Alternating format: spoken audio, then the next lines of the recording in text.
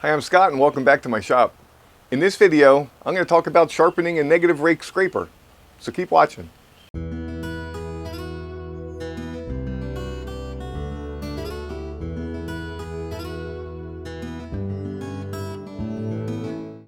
while ago I did a video on my sharpening setup and how I sharpen all my tools. And if you want, you can somewhere here, there, I don't know where it's going to pop up. There should be a link so you can check that out if you want. That's just a general overview of my sharpening setup and how I sharpen most of my tools. Because of that video, I got a few questions specifically on sharpening the negative rake scraper, so I figured I'd just do a separate video. Alright, well here's my grinder setup and it's fairly simple. It's like the main part of it here is the Rake low-speed grinder, and I have two CBN wheels on them. My coarse wheel over here is a 180 grit wheel, and the fine wheel over here is 600 grit. You can see on the grinder here I got two different sharpening areas. One has the Wolverine by one way sharpening setup, and I got the rod with the pocket on it. I'm sure that has some specific name which I don't know. Right above that, in hanging from some PVC tubing, you can see I have two separate platforms, and they're dialed into my presets. And then the very grind jig hanging up here, and then I have this little tool over here, and that actually is a very similar to the very grind jig, but it's made by John Jordan's Tools, and it's for sharpening the cutters for his hollowing tools. Alright, so that's kind of like my whole setup, and it really doesn't change much. And so we'll go over everything a little bit at a time, right?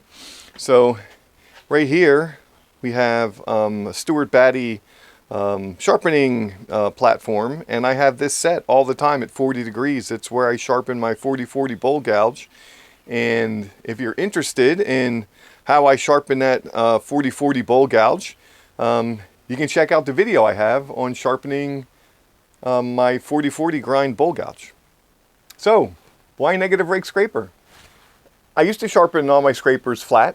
That's how they came, so that's what I did. I just matched the bevel and ground them and used them, and you got to keep the scraper flat on the rest or handle slightly elevated, and that worked fine, right? And then there became this all this big buzz about using negative rake scrapers, and it just seemed like I was hearing more and more about it, so I figured I'd give it a shot.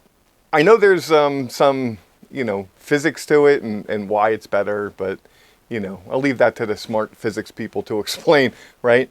For me, all I know is I tried this negative rake scraper and played around with some angles, and this is what works really good for me. So you can see here on this tool, right? It has a bevel on the top and then the main bevel.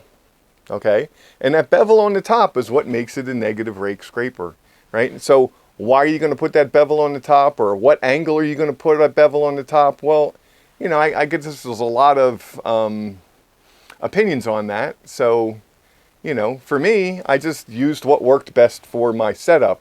So for my scrapers, and I grind them all exactly the same, okay? I have a 15-degree top bevel and a 55-degree main bevel.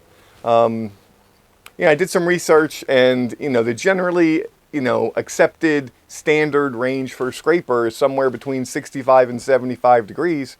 So dead smack in the middle of 65 to 75 is 70, and that's what I went with, right? So why did I start with 15? Well, I just so happened to sharpen my skews 15 on each side, so the included angle is 30 degrees, right? So I already had a platform set up for 15.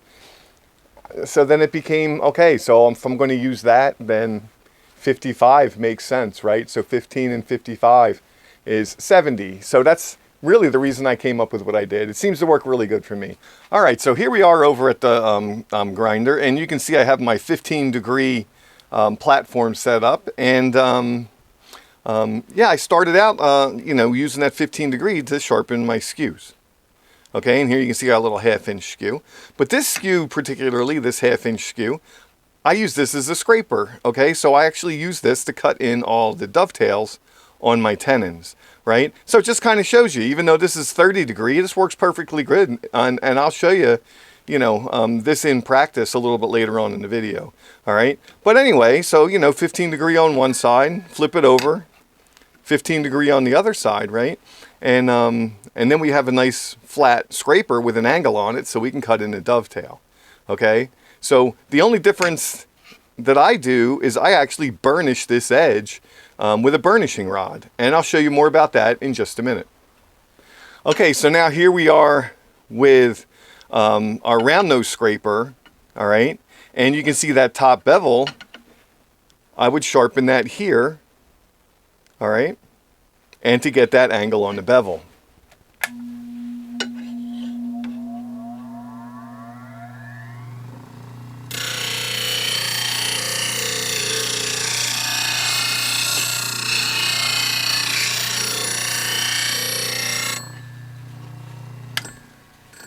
Okay, you can see that really, that's once you have that bevel ground, I mean, it really doesn't take much to true that back up again, right? And you don't have to sharpen that bevel every time. Really what you're doing is you just need to put an edge on the main bevel until you get close to wearing this bevel away, and then you'll have to then regrind it, okay? So I just touch it periodically, and then if I'm working on a project and I need to just touch up the burr, I will then just use the 55 degree and just sharpen the main bevel. So how do you determine the 15 degree angle for this platform? Originally, I just used a protractor and I laid it on the platform and I just kind of eyeballed the lowest part of this wheel. It's curved. You really kind of need, mostly flat. So I'm just looking at the bottom part here to get that 15 degree angle, right? And that wasn't really all that accurate. So what I did instead was that I took a piece of wood, okay, and I just drew a 15 degree angle on that piece of wood. All right. So now when I put that flat on there, you can see I can kind of match that up to the wheel. And you can see I can kind of guesstimate about where that is. Okay. So you can see how, just drawing a 15 degree angle on a piece of wood and laying it on the platform, it can get you in the ballpark, right? Pretty close. I've actually measured my platform now with, or actually I've measured the grind on my skew, and it's about 17 degrees, right? I was shooting for 15, I got 17, close enough, right? We're not building a rocket ship here. So if you need to be that exact, there's other things that you can buy that'll get you, pretty much right on the money. But for me, a degree or two isn't really going to make that much difference, right? And everything seems to work fine. Okay, so setting up the platform for 55 degrees, it's pretty much the same as the 15, okay? You can see on the piece of wood here, I got a new line on here drawn. This is for 55 degrees, okay? And you see if I just lay this piece of wood down here, all right, and put that up against the wheel, right here near the bottom, it's pretty much lining right up, okay? So that's going to give you that 55 degree angle, all right, or close enough, right? And then once you get that angle set, you can just tighten up the lock here and then the platform will be locked into place, okay? But for me, I don't really want to keep loosening and locking and loosening and locking this platform all the time because it's kind of like a pain. So I just bought another one, right? And they're not that expensive, and that, I only have the two angles that I use. So I have one locked in at 15 and this one's locked in at 55. But let's say that you only have the one, right?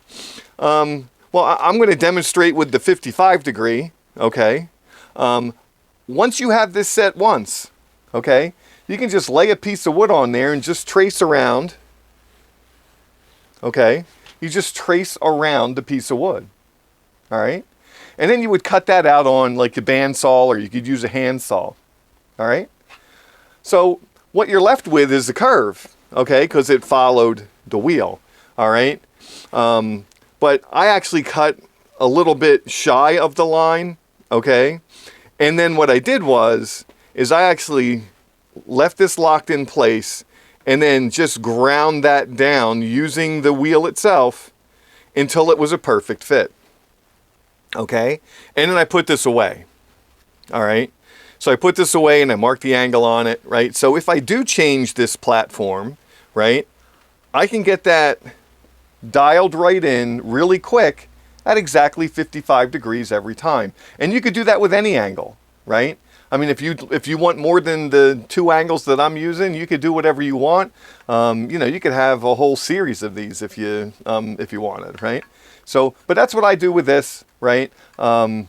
But I have this set once, so I really don't need this unless for some reason I have to change the angle on this platform, which I do periodically. It's not that often, but then this is a good way to get it right back at 55 degrees. Okay, so after we have this platform set at 55 degrees, okay, and then really it's this, I'm not going to turn the grinder on. I mean, right, you're just going to sweep through, okay, and sharpen that main bevel. Okay, and as you sharpen that main bevel, it's going to create a burr on top. Okay, and that's going to be what you're going to be cutting with. So here, we'll take a look at this close-up, and you can see in the close-up here, I mean, I'm using a 180 grit wheel, so the burr's kind of fine. All right, so, but that's, you know, basically just like some, you know, curled up metal, you know, from the sharpening process, and that's what creates the burr.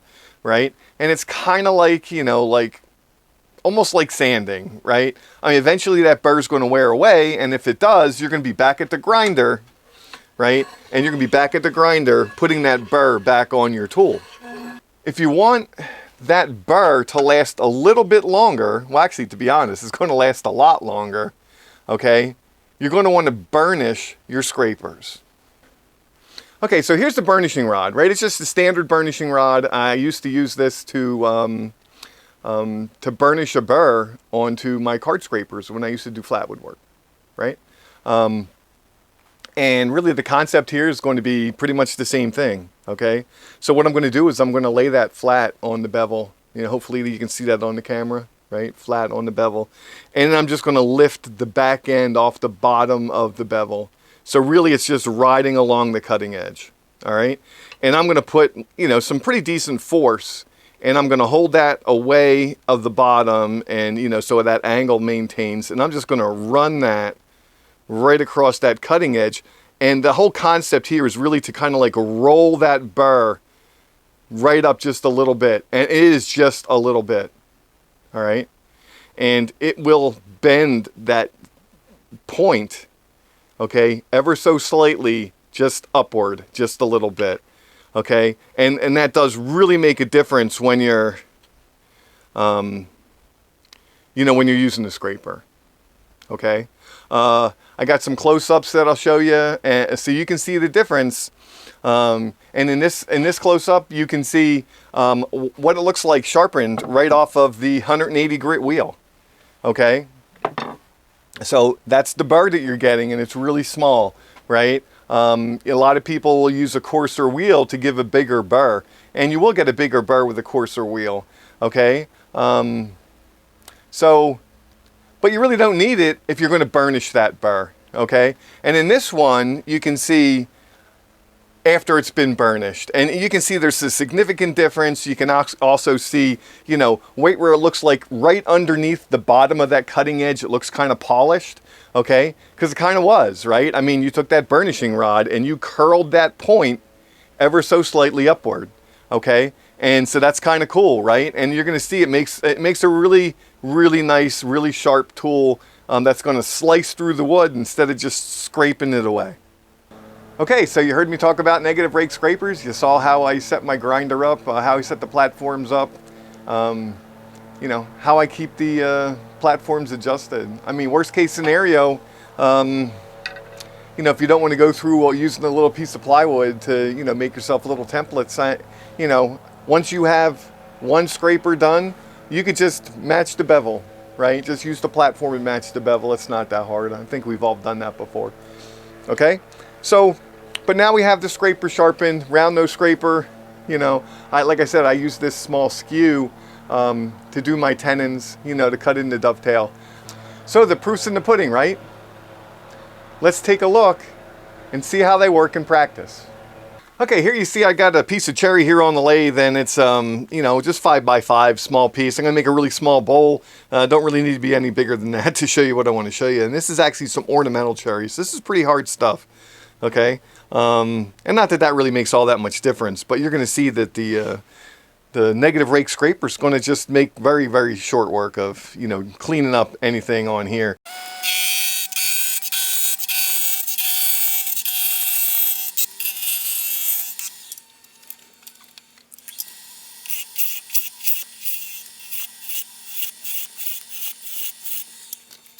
Okay, I should have actually just ran that in real time, because that really took like maybe just a few minutes, right? So the next step here, you see we got the tenon all formed up, right? And I have a little shoulder here, and you know, to make this sit in the chuck safely, right, I'm going to have to, at least for my chuck, I need a dovetail. So I'm going to have to, you know, cut a dovetail into this tenon, and this shoulder, I want this to be either dead flat or angled slightly downward towards the center, right? You know, that way the outermost part of this shoulder sits, as you know, on the chuck jaws, right? So and that's the safest way to have this setup done. So I'm going to use the skew that I curled I used a burnishing rod and curled the burr up on here, right? And I'm going to use that to cut my dovetail, right? Just because of that slight angle will give me the dovetail, and will also give me either flat or slightly concave shoulder. Okay, so from this angle, you can see that I have this right on center, and the first thing I'm going to do is I'm actually going to, you know, put a little dimple in here so I can locate this later for when I take the tenon off. All right, that just gives me a locating spot for the point on the tailstock. Okay, but this is what we're here for. We're here to check out how this negative rake with the burnish, the burr, how this works, right? And I don't know how well you can see that on the camera, but I mean, it's very visible even to me. Maybe if I kind of just move that around a little bit, you can kind of see the edge of this. You can see the burr. I mean, when I burnished that, it really curled that right up, okay? I'm going to turn the lathe on, and you're going to see I'm just going to cut in, and I'm just going to push straight in, and I'll have the scraper flat, okay? And I'm just going to push straight in like you would with a scraper, and you're going to see ribbons, okay, of shavings come off of this. I mean, it's just really, really cool.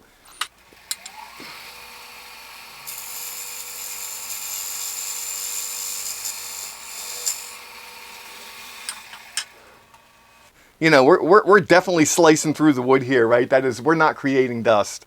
That's just amazing, right? So, and it's super, super smooth, super, super clean. All right, so let me shape the outside of this so I can then, you know, hollow out the inside. And wow, that's that's even cooler than I thought. I mean, look how that shaving is just ridiculous, right? I mean, that's just one solid piece, right? There you go. And proof's in the pudding, right? One solid piece of shaving, right? Okay, so anyway, let me just finish shaping up the outside of this bowl real quick, and then I'll hollow out the inside, and then I can show you how the round nose scraper works.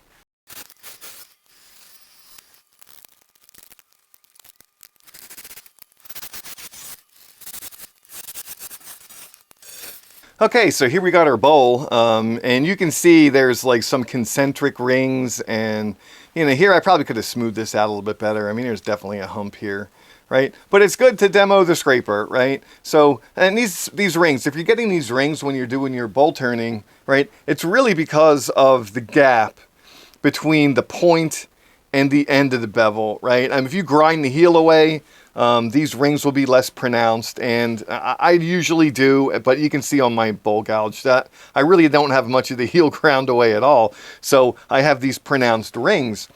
And but that's really good for this demo, because you're going to see that this scraper is really just going to smooth that right out, right? Normally this area right here, that's really just me dropping a ball. I really want to almost take that bowl gouge and clean that up, but let's see how the scraper does, okay?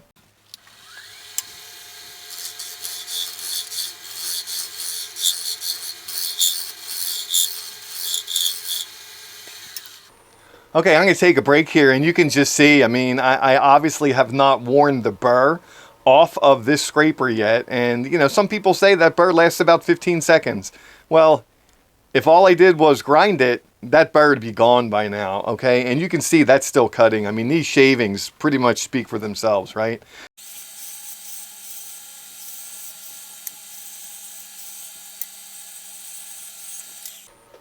Okay, so I'm pretty much done, and that's I can't feel those rings anymore. You can still, I guess some of them you can kind of almost see, but like I said, they'll stand right out. And you know, this whole process took, you know, just a few minutes. And but that burr, right? That burr that we burnished on that scraper, still cutting like a champ, right? I mean, this, you know, all these nice, tight, fluffy shavings. It's just very, very cool. Okay, so here, let me get this face shield off. All right, try to fix up my helmet hair. So the negative rake scraper, I think it works great. It's my preferred scraper. Here, let me take these glasses off. I need them to see close up, but it's really, I can't see the camera and what I'm doing. So 15-degree top bevel, 55-degree main bevel, that's what works for me. Do you have to use that? No. You can pretty much use whatever you want. I know some people that do, you know, 30 and 30, and that works great for them, right? This combination just happened to work for me and my sharpening setup, right? If you want to know why I came up with these angles, you know, I kind of touched on it a little bit in the beginning, but if you watch my sharpening video, it'll make a little bit more sense, okay? But, you know, the proof is in the pudding, right? So, I hate saying that, it's kind of lame. So, but anyway, the demo, right? You can see, you know, how clean the skew was, you know, making that tenon, right? It just shavings peeling off effortlessly, right? It's just, you know, that's what I use, right? It's my go-to for making tenons and things, right? So, and then, you know, all my other scrapers, you know, 15 and 55 to give me that 70-degree angle. Hit it with the burnishing rod, and it puts a burr on there that's going to last a while, right? So I guess that's it for this one. I hope you liked the video. I hope that you found it helpful. If you did, please hit the like button. Please subscribe to the channel. Leave me a comment. If this works for you, let me know. If it doesn't work for you, let me know. If you have any questions, once again, leave me a comment. I try to answer all the questions. Okay, and I guess that's it now for this. And yeah, so that's it. So I'll see you next time in Scott's Mini Woodshop. Have a great day.